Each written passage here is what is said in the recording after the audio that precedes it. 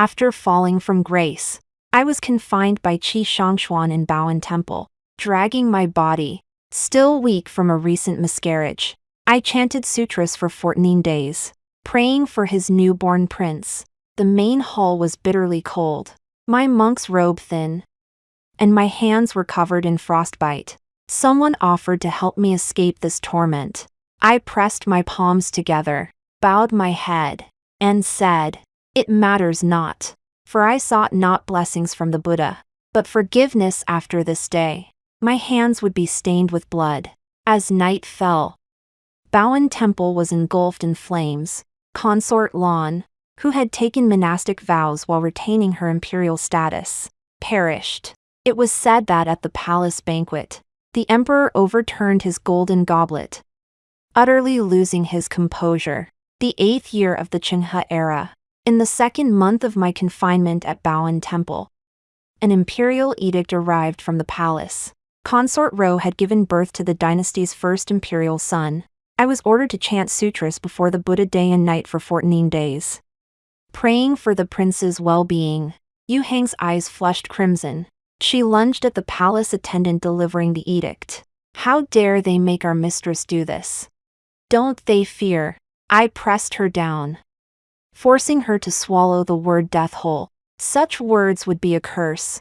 I wouldn't have her throw away her life for my sake in a moment of recklessness. I tucked the newly received letter into my sleeve, patted Yu Hang's hand to calm her, and slipped into the temple robes made of coarse hemp. The door closed behind me, and Yue Heng was left outside under some pretext. This came as no surprise. After all, sending these two to deliver the imperial decree was clearly meant to torment me, and so it proved. Kneeling on the mat before the Buddha, I had barely struck the wooden fish a few times when it was kicked over. Oops. What a clumsy mistake. Would your highness be so kind as to pick it up? The shrill voice dripped with provocation. Yuezhi stood before me.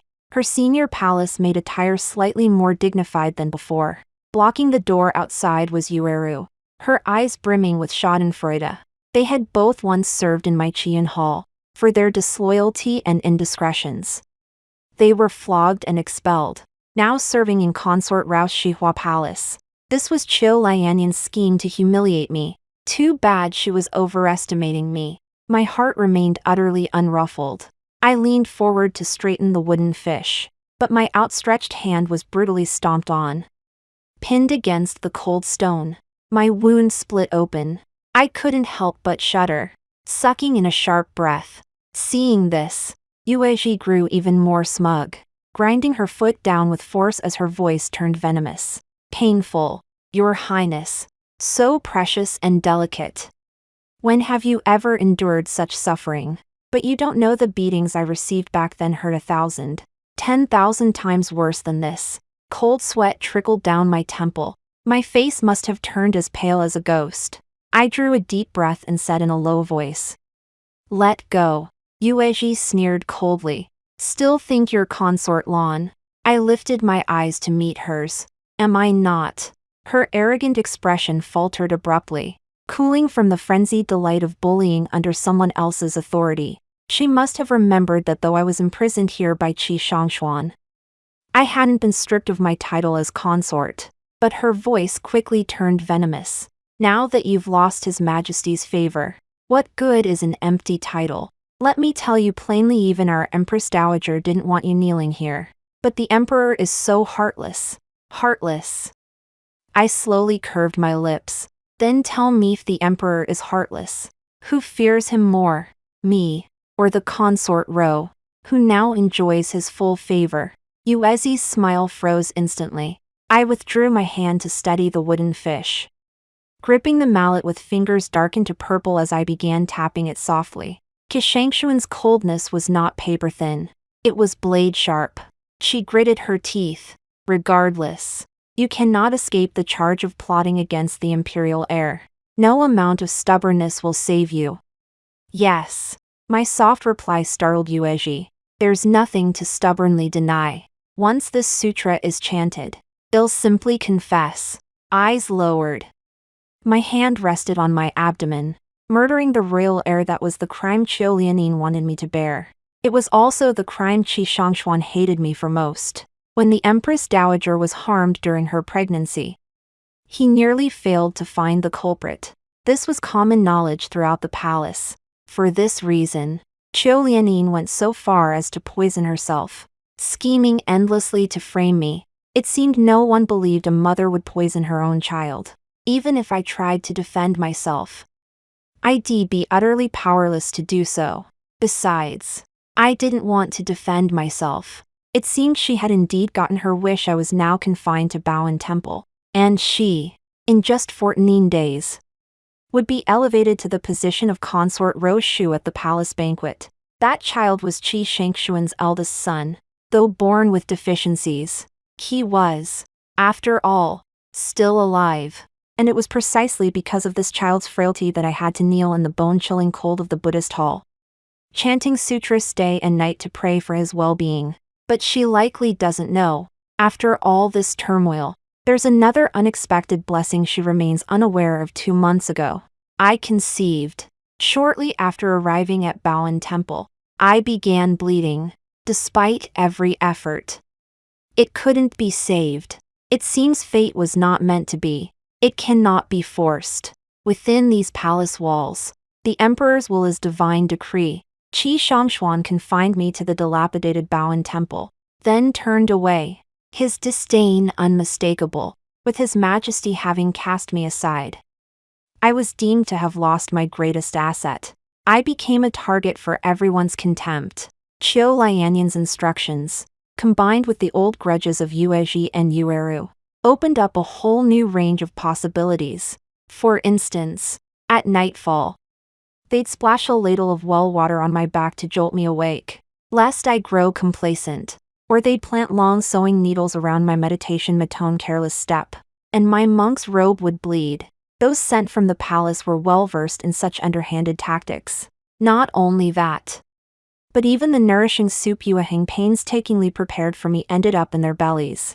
Seeing my pallid complexion, she wept until her eyes ran red. Through her tears, she insisted on fighting back. I could only sigh helplessly. Your wrist is injured. You can't match their strength. Even for revenge, you need a proper weapon first. So, on the 18th day, she dug up a rusty, blunt-edged wood-cutting knife from the Zen courtyard. From then on, I had her go to the back mountain before dawn to sharpen it. I figured once the knife was properly sharpened, the time would be about right. On the 40th day, the abbess, who had been in seclusion for over a month practicing meditation in the back mountain, emerged. She happened upon me with my soaked robe frozen stiff. Yuezhi and Yueru stood nearby, their mocking laughter ringing out. This is sacred ground.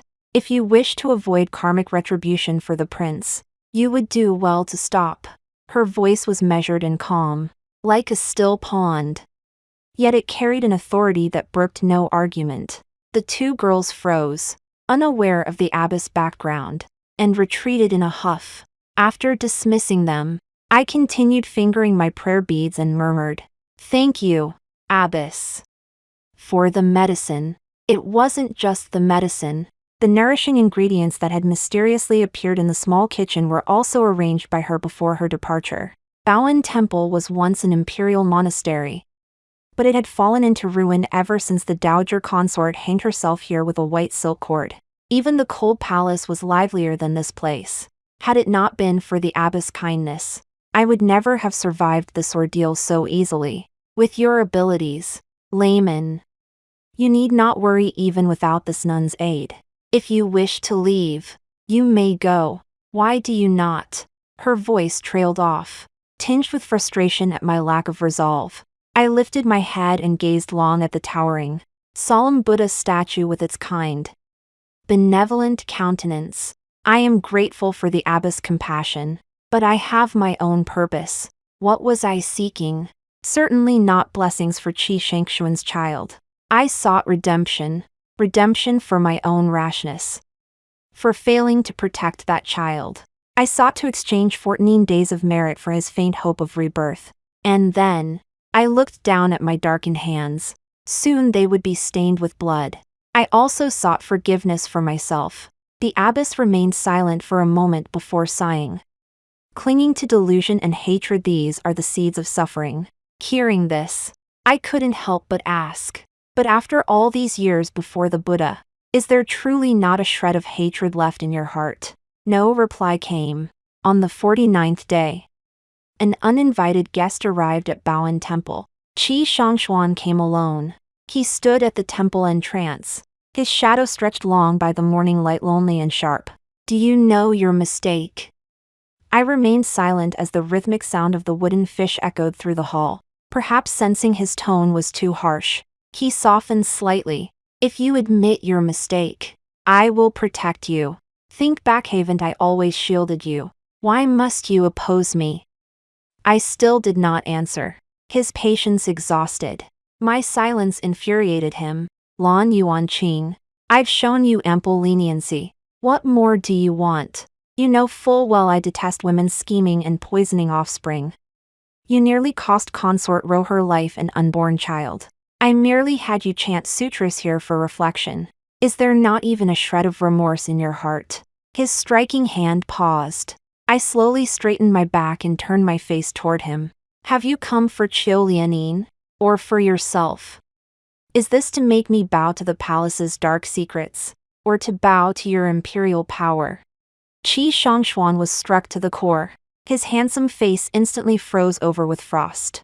3 months prior, I had clashed with Qi Shongshuan over military funding cuts at the border. He believed that since I had entered the harem, I should no longer meddle in the affairs of the imperial court. Yet he had completely forgotten what he had once promised me. At that moment, Qiu Lianin handed him a blade perfectly suited to punish me. Whether the blade was real or not didn't matter. Its usefulness was all that counted. Then, I smiled faintly. Your Majesty, sometimes I find it strange. Back when we exchanged letters for 3 years, though we knew nothing of each other's identities, our conversations flowed freely. Who could have imagined that now, whenever we meet, it always leads to friction? I fixed my gaze on Qi Shongshuan. A fleeting, complex flicker seemed to pass through his eyes. He seemed unwilling to continue this topic, his voice turning cold. What happened in the past stays in the past. Today is Liner's wedding banquet. I wish to avoid unpleasantness. Having said this much, if you admit your mistake, you may return to the palace. Henceforth, watch your words and actions carefully. Be a proper consort. And if I refuse, he lowered his gaze upon me, his eyes holding a trace of almost negligible warmth. But Yuanqing, what do you have left now? Only my pity for you. I wish to grow old with you, to have children and grandchildren filling our home. I fell silent for a moment, then suddenly smiled. What do I have left? Well, see as we go. Qi Shongshuan's sudden visit had Munzi and Munru kneeling in the courtyard, trembling like leaves, fearing the emperor might harbor lingering affection. I exaggerated my grievances, though unaware of our conversation. Seeing Qi Shongshuan sweep his sleeves and depart without a shred of mercy, they calmed down, convinced I had once again angered His Majesty, lost favor completely, and had no hope of redemption. Yueji raised her eyebrows in mockery. I actually thought His Majesty still harbored feelings for Her Majesty. Who knew I'd just witnessed another farce? I beckoned her over. Come here. She looked puzzled. These days of chanting sutras have brought me some realizations. Looking back, I realize I was indeed too harsh on you. I've heard of your affection with the guard from Shihua Palace. Had Consort Ro been elevated in rank, she might have granted you a royal marriage in her joy. Now, since I'll likely grow old and die here, my wealth outside is useless. Why not use it to add to your trousseau? Yuezi's face lit up, her eyes flickering as she instinctively stroked her belly, though still half doubtful. She moved closer. My hand within my sleeve had already gripped the handle of the woodcutter's axe. Yueheng hadn't sharpened it well enough. The blade was still a bit dull, but it would suffice for killing. After nightfall, a massive fire engulfed the Temple of Gratitude. The flames raged fiercely, consuming the entire Buddhist hall in an instant. Within the palace, the banquet was in full swing, poised to announce the imperial decree elevating Qiu Lianin to a higher rank. Yet news of the fire reached Qi Shangshuan's ears at that very moment. The sound of a wine goblet crashing to the floor echoed as he abruptly rose, his face drained of color. Staggering, he made his way toward Bao'en Temple. Qiu Lianin, upon hearing the news, naturally followed close behind. Once the fire was extinguished, palace guards discovered two female bodies amidst the scorched earth. One bore a striking resemblance to Consort Lan. The other, with a wrist that had been severed and reattached, was unmistakably her personal maid, Yue Heng. Qi Shangshuan's legs buckled, his gaze fixed intently on the charred ground. Had Qiu Lianin not supported him, he would have collapsed to his knees. Qiu Lianin lowered her gaze, concealing a flicker of secret elation. Qi Shangshuan's face drained of color. Closing his eyes, he forced out a single word: verify. Verify the identity. However, after a brief private discussion, the imperial physicians and the Ministry of Justice's coroner reported, "Your Majesty, this body is likely not the imperial consort. Is this true?" The coroner nodded, his words unequivocal, though charred beyond recognition. "Careful examination reveals she was pregnant, yet we have never heard of her imperial consort being with child." Qi Shangshuan's tense chest suddenly relaxed halfway. In contrast, Qiu Lianin's smile froze gradually at the corners of her lips. At that moment, the abbess who had been chanting sutras with closed eyes by the ruins approached slowly. She stopped before Qi Shangshuan, gently brushed dust from her monastic robe, and spoke. "Amitabha Buddha, please compose yourself, lay devotee." When the lay devotee arrived at the temple, she was indeed already pregnant. Yue Heng and I hid in the corner tower behind the Buddha hall, our vantage point offering a clear view of the scene below. Yue Heng's hand was ice cold as she clutched my sleeve tightly, her voice trembling. "Will His Majesty believe it? A palace consort's pregnancy wasn't something one could simply claim on a whim. He will." From afar, Qi Shangshuan's back stiffened instantly. He stared fixedly at the abbess before him, trying to discern some clue from her expression. But there was none. The abbess murmured Amitabha Buddha, her eyes half lowered, radiating more compassion than the collapsed Buddha statue. Qi Shangshuan abruptly pushed Qiu Lianin's hand away, kneeling beside the charred corpse.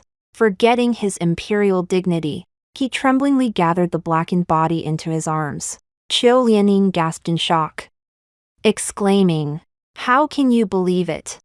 At the same moment, Yue Heng beside me voiced the same question.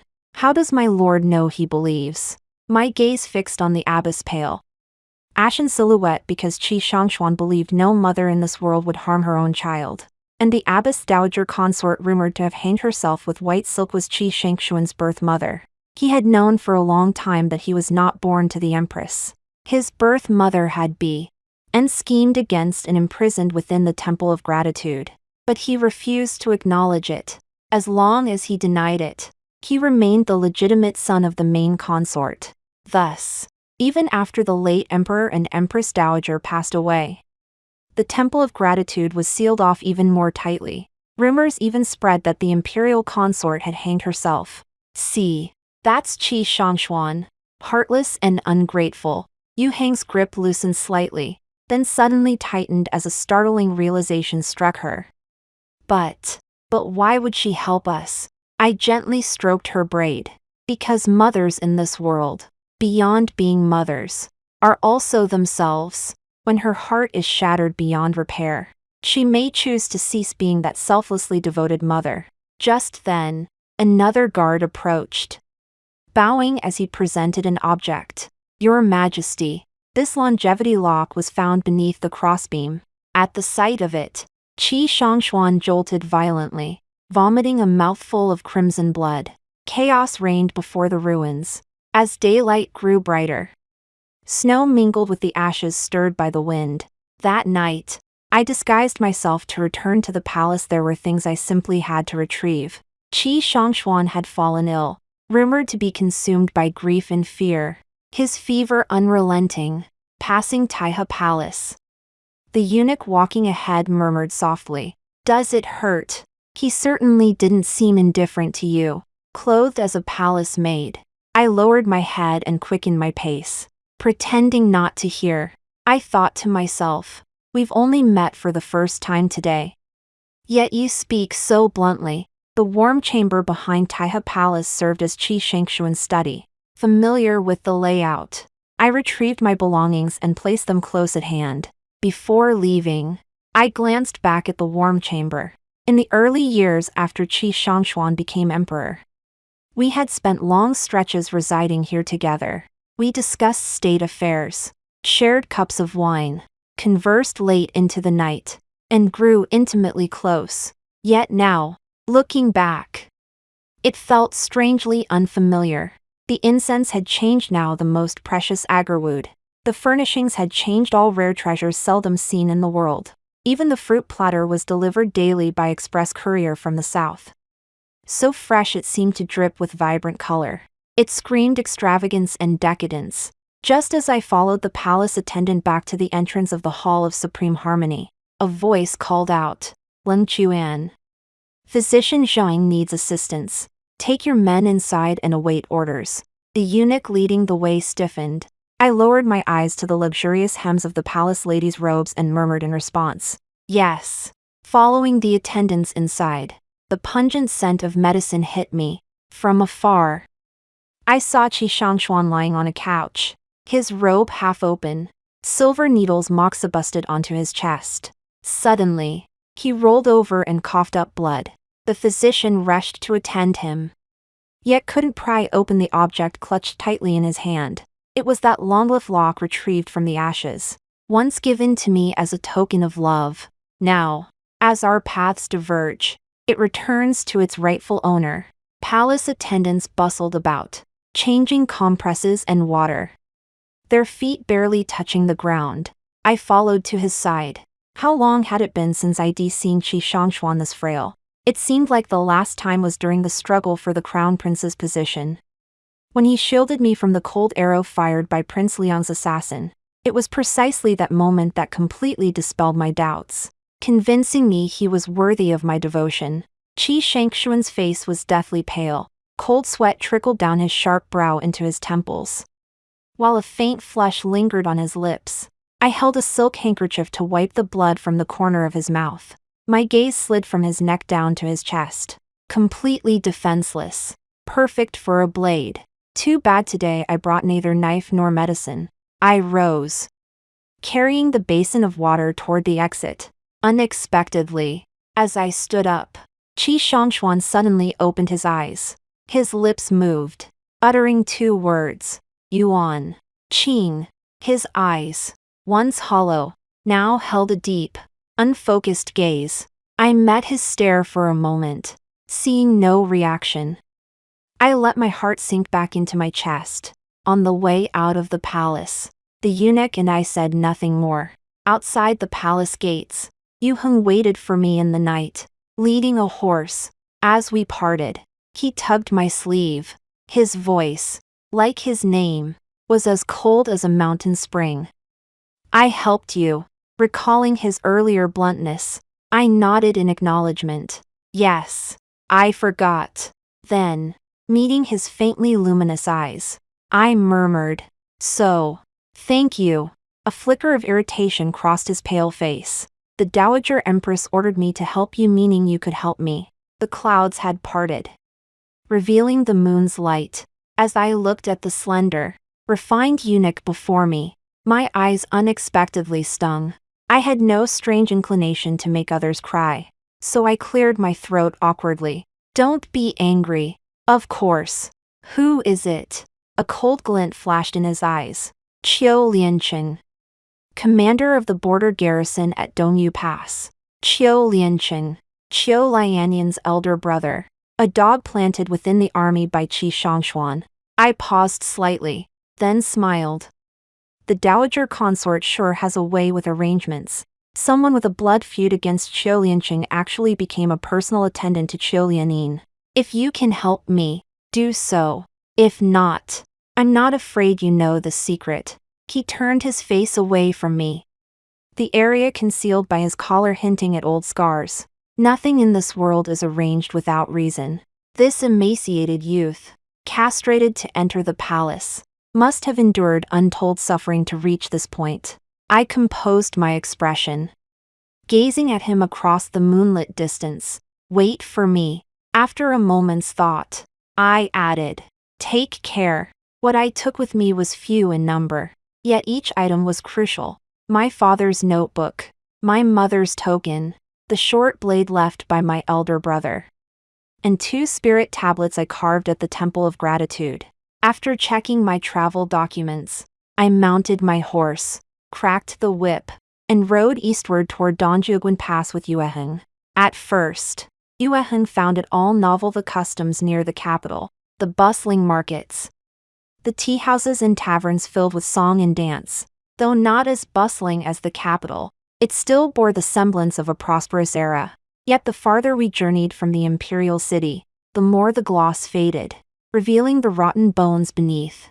Some areas lay barren, others in chaos. There were scenes of devastation from unaddressed natural disasters, cruel officials exacting oppressive taxes, and ragged, displaced people, all shadows deliberately concealed beneath the facade of prosperity. Yueheng, her eyes reddened, asked me, my lord, how could this be? Did you not say before that though His Majesty is capricious, he still cares for his people and should be a good ruler? I stroked the spirit tablet within the bundle, tasting the metallic tang of blood in my mouth. Capricious, that was true. Concerned for the people, that was a lie. Because the one who exchanged letters with me back then, speaking of grand visions for governing the realm, was never him at all, when the late emperor still reigned. I grew up in the military camp with my father. Mother thought I was too wild, so she had scholars in the capital find me some classics. The tutor, too lazy to sort them, simply sent a large crate. Among them were some students' assignments. I'd read them idly when bored. Most struck me as absurd. So absurd they made me fear our dynasty's collapse. Only one piece truly captured my heart. After much thought, I used the tutor as an intermediary and corresponded with this person for 3 long years. We discussed everything under the sun, becoming closest of friends. I once told my father that this man was undoubtedly a rare talent for governing the realm. If he could enter public service, it would be a blessing for all the people. 3 years later, upon my return to the capital, I spent the entire journey pondering what this man wise, compassionate, and with a heart for the world might actually look like. The man who met me turned out to be Qi Shongshuan. His manner of speaking, even his handwriting, matched that person's perfectly, leaving me with no doubt, though at times I found him more willful and frivolous than I'd imagined. It wasn't a major flaw. A prince is a prince. After all, if there were a prince who could truly establish a foundation for the common people, that would be an even better thing. Qi Shongshuan certainly knew how to win people over. With the distance between us gone, his affections grew ever more intense and passionate. The word love blinded me. It obscured all the doubts and inquiries I should have had. By the time I truly uncovered the truth, it was already too late. The master's entire family vanished without a trace that year. Qi Shongshuan told me he had retired to his hometown. Come autumn, I finally found an opportunity to deploy the last contingent of secret guards my mother had left behind, sending several to pursue the matter. Yet the leader of the guards met with misfortune, escaping by feigning death after being gravely wounded.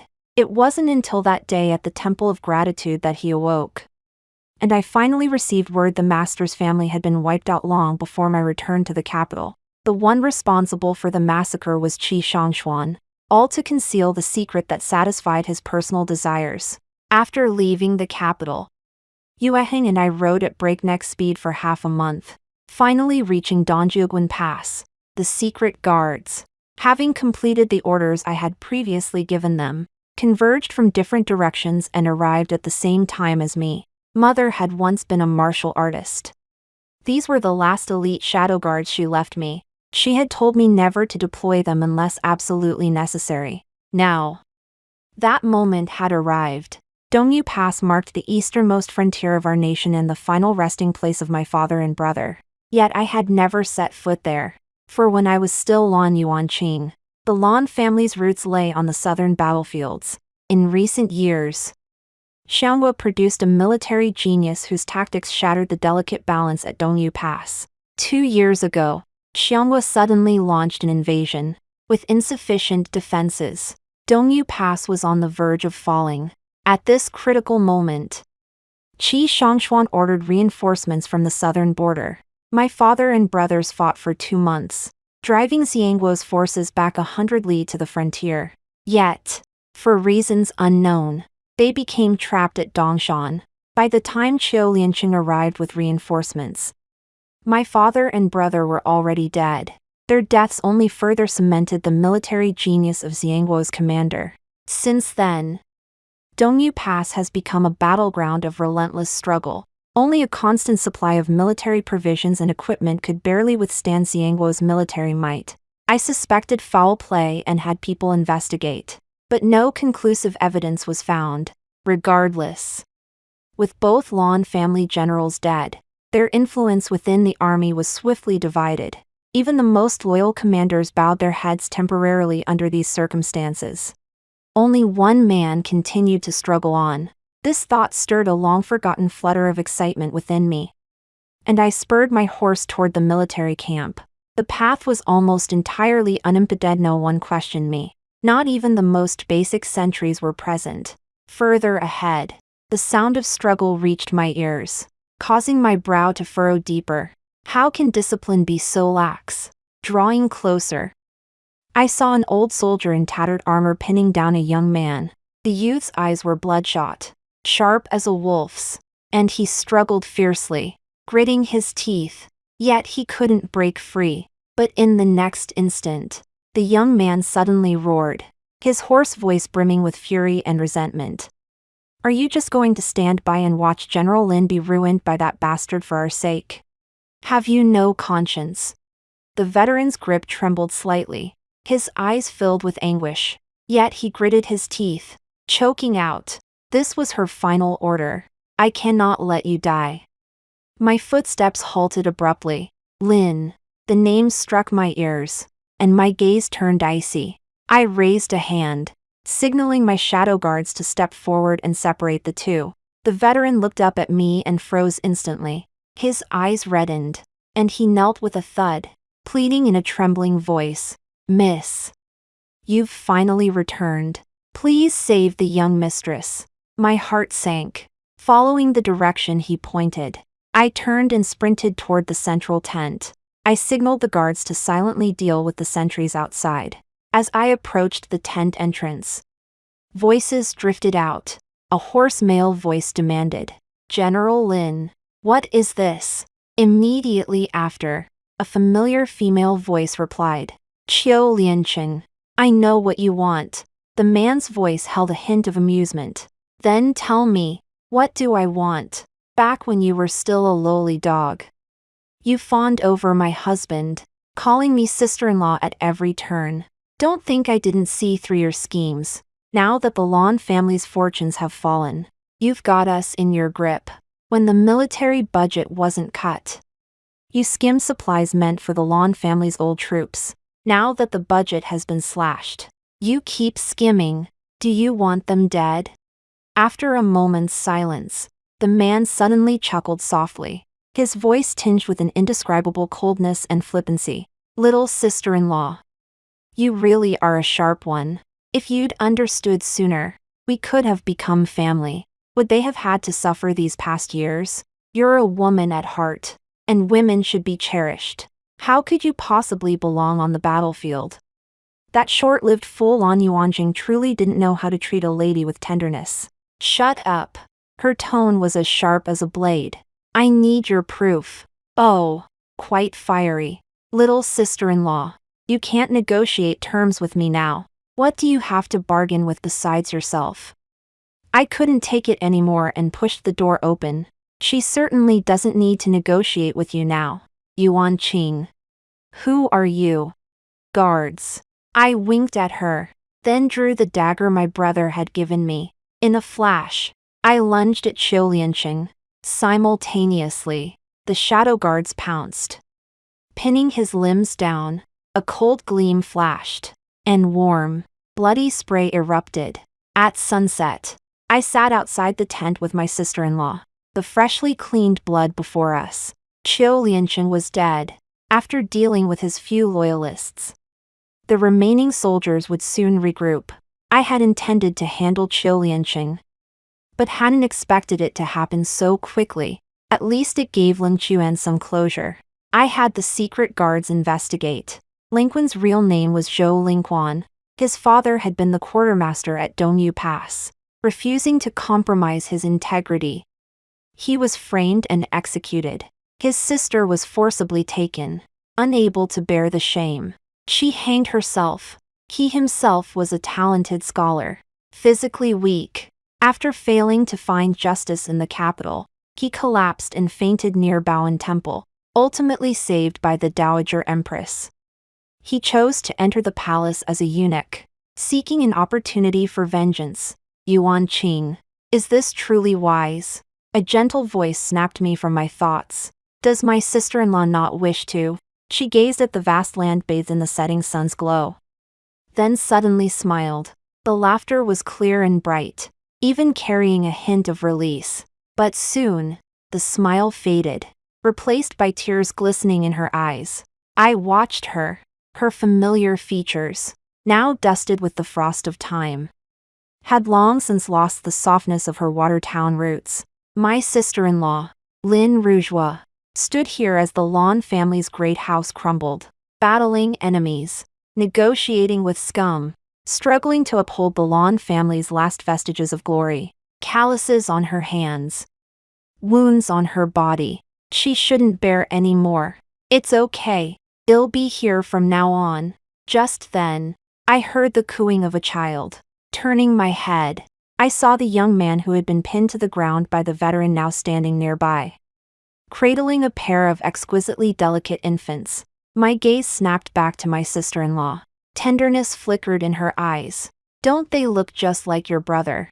Stunned, I couldn't speak. But why didn't you tell me?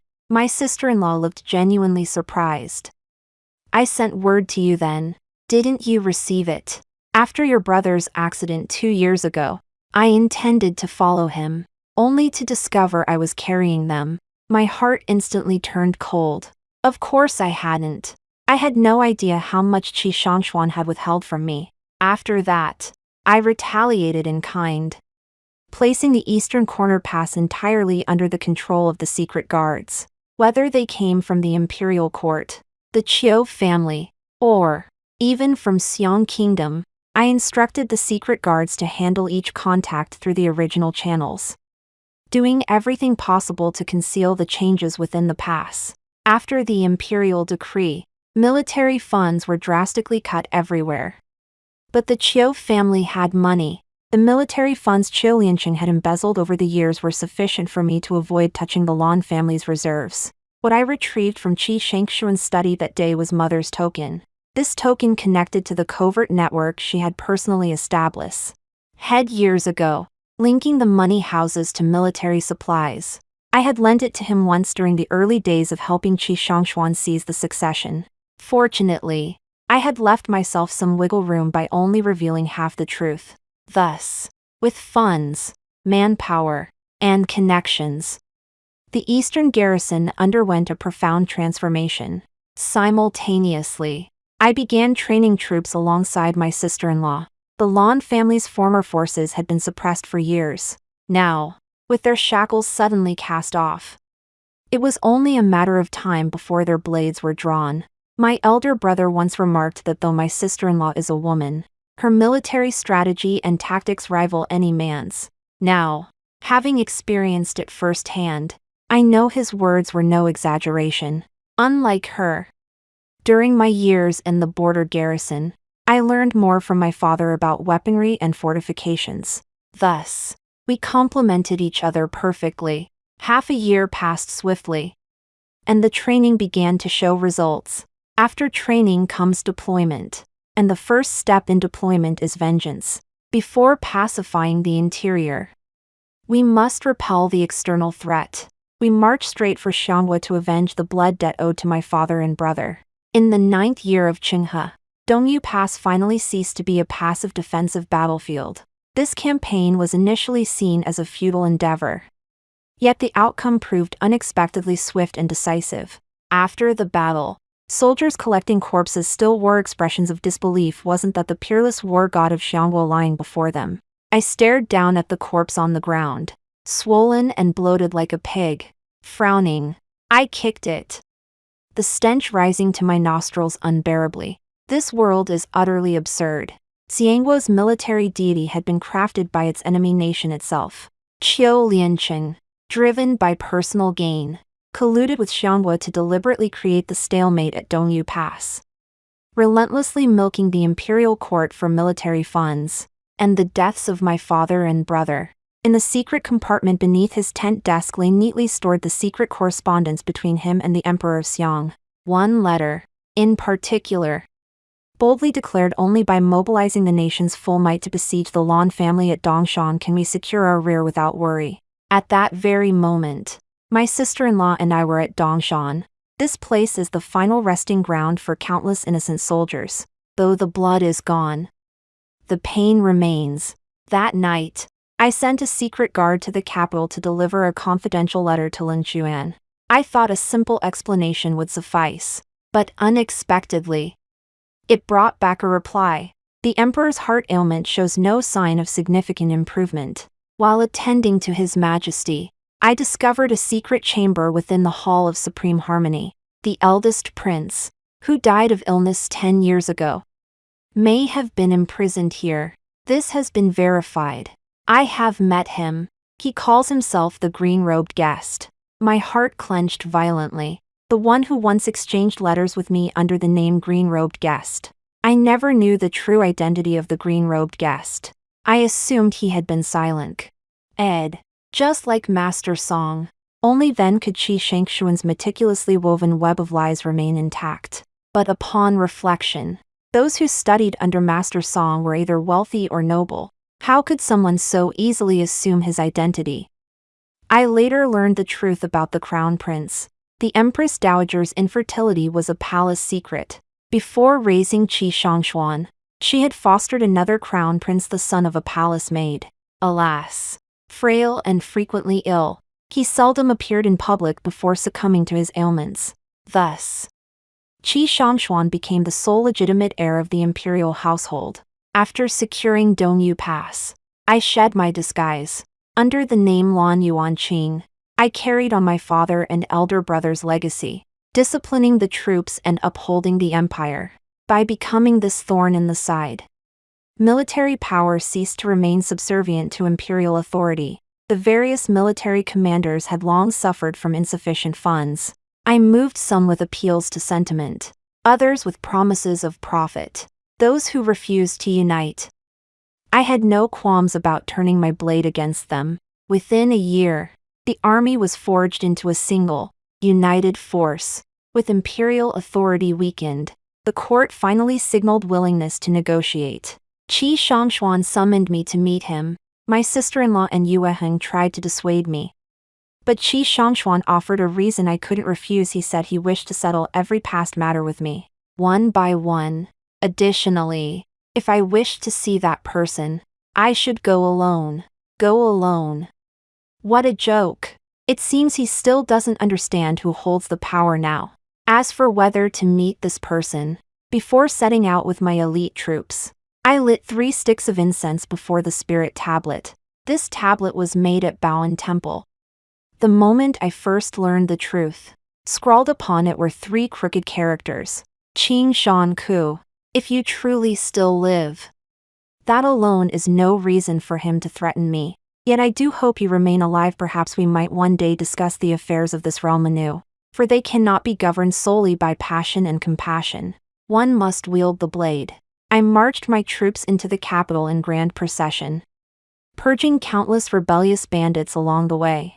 Though I am no savior, I can still offer my modest contribution to this world, awaiting a true ruler who will bring an era of governance. On the day I entered the imperial city, Qi Shongshuan awaited me in the warm chamber. To my surprise, it had reverted to its original state. All the extravagant, decadent trappings were gone. Much like his current circumstances, Qi Shongshuan's body had grown far weaker than before, his appearance consumed by illness. I found it truly perplexing. After all, he had always been robust.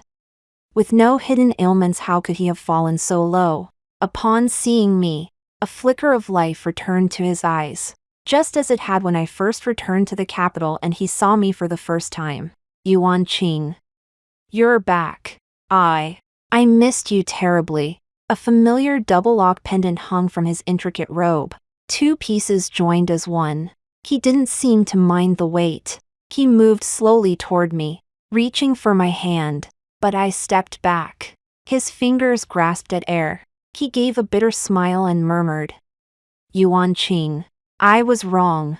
Then he lifted his gaze to meet mine, his eyes filled with a humble hope, his voice trembling slightly. "And our child, did you bring him?" He seemed to be pledging his loyalty. "After Liner's death, I uncovered Qiu Lianyan's crimes and cleared your name. She's now confined to the cold palace, driven mad, doomed to languish there for the rest of her days." I turned my head to look at Qi Shongshuan, a faint smile playing on my lips. "Qi Shongshuan, back at Bao'en Temple. You asked me what I had besides my prayers for you. Now look, I have family, an army, wealth, and power, but I have no heir. That child passed away shortly after we left Bao'en Temple. Qi Shongshuan, I bear responsibility, but your hands are stained with blood too." His pupils flashed violently. "No. Impossible. You're lying to me, aren't you? I find you rather similar to Her Majesty the Empress Dowager in this matter." I recalled the news from Lin Chuan. "Your imperial prince was born with a congenital ailment and died before his first birthday. You sought another child to fill the void." My words seemed to strike a nerve. He burst into a maniacal laugh, then ordered a man in plain robes to be brought forward. I had never seen him before, yet his features bore a faint resemblance to Qi Shongshuan's. Though devoid of his shadowed depths, only gentle warmth remained. He smiled at me, as soothing as a spring breeze. "You knew all along, didn't you? But what good did knowing do?" Qi Shongshuan's voice turned icy, bordering on a growl. "His origins are even more lowly than mine. What right does he have to feel compassion?" Every time the tutor praised his studies, even calling him a talent fit to govern the realm. "Even you, from the distant southern frontier, were willing to exchange letters with him. What right does he have?" "Third brother." "Shut up," Qi Shongshuan roared, violently waving his sleeve at the guards. "Today was merely to let you two meet, and that's all. I've tormented him enough these years. Yet he remains as pure as ever. He might as well become a ghost of purity, unless Yuan Qing, you return. It'll make you empress and dismiss all the concubines. What do you say?" I fell silent for a moment before sighing. "Qi Shongshuan, though I once harbored affection for the one who exchanged letters with me, I cannot deny that you once occupied a place in my heart. Really, but that place is gone now. You erased it yourself. You must understand. The Lan Yuan Qing of today is beyond anyone's reach. As for him, if you wish to bear the sin of killing your own kin, then kill him. Behind Bao'en Temple lies the symbolic grave of the green-robed traveler. Burying him there would suffice. These past 2 years, I've burned offerings for him enough to last him in the afterlife." Qi Shongshuan's body convulsed violently as crimson blood gushed from his nostrils and mouth. He staggered forward, grabbing at me, only to be pinned to the ground by my countering force. Amidst the chaos, a cool, detached voice cut through the air. "Amitabha Buddha, Lady Devotee, do not commit the sin of killing. Let me take him away." the Dowager Empress approached at a measured pace. Still clad in monk's robes, her gaze serene, Qi Shongshuan strained to lift his head. Staring at the biological mother who should have been imprisoned, his eyes brimmed with disbelief. In that moment, he seemed to understand. In this world, no matter what kind of affection it is, once it's broken beyond repair, it will inevitably turn against you.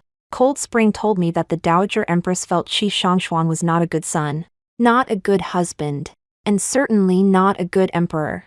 So she personally administered a slow-acting poison, if he could later find peace and enlightenment. Atoning for his sins with her at the Bao'en Temple under the ancient Buddha's lamp, he might prolong his wretched existence. If not, then perhaps they could depart together. The palace turmoil subsided remarkably swiftly. The military now looked to the Lan family for leadership. As for the civil officials, I invited back the chief minister, who had retired in disgust after being provoked by Qi Shongshuan, to reorganize the administration. This chief minister was also a close friend of Master Song and had once served as tutor to the imperial princes, holding particular admiration for the eldest prince, Qi Shangye. Upon learning that his dear friend had perished by Qi Shongshuan's hand, he was filled with righteous indignation. He swiftly silenced all dissenting voices within the court and ushered in the new emperor's accession. Truthfully, during that day in the palace, Qi Shangye had once asked me, "Yuan Qing, have you never considered trying your hand at being a ruler? Imperial power shifts to those who prove themselves worthy. Though you are a woman, your talent and insight are such that you could indeed ascend to the throne." I waved him off. Back then, I thought him a man of measured speech, courteous and refined. But now, times have changed. And suddenly his words feel tedious. Put away your even if and you could. I don't vie for the throne not because I can't, but because I find it troublesome. Just as I told you when we were children, how could being emperor ever compare to the freedom of being a military commander? Seizing the throne is troublesome, quelling rebellions is troublesome, and governing the realm is even more troublesome. The common people, too, are caught in this turmoil, displaced, wandering, with no fixed home. This is not what I wish to see. My strength lies in the military, not in ruling the realm. Besides, the army is now entirely under my command. Should the world ever turn back to a state I dislike, I possess the means to overthrow this imperial power. As I left the palace, I saw Lung Quan approaching from the direction of the cold palace. I paused briefly. Meeting his gaze, as I had once told him, he said to me, "Take care." Seeing the bloodstains on his robe, I smiled and nodded to him. Winter of the 10th year of the Qinghe era. Another great fire broke out at the Temple of Gratitude in the capital. It burned for 3 days and 3 nights, leaving nothing behind. Some said it was likely the work of restless spirits, unwilling to rest in peace. Others claimed someone deliberately burned everything to leave no trace. I received this news just after dispersing my nephew's lively birthday banquet, hugging a portable heater. I stood on the eastern wall of Dongjiuguan, gazing at the full moon shining brightly in the sky. All the past events have turned to dust and drifted far away. Now that the wind and snow have temporarily ceased, may the mountains and rivers remain unharmed, and the world enjoy lasting peace. The end.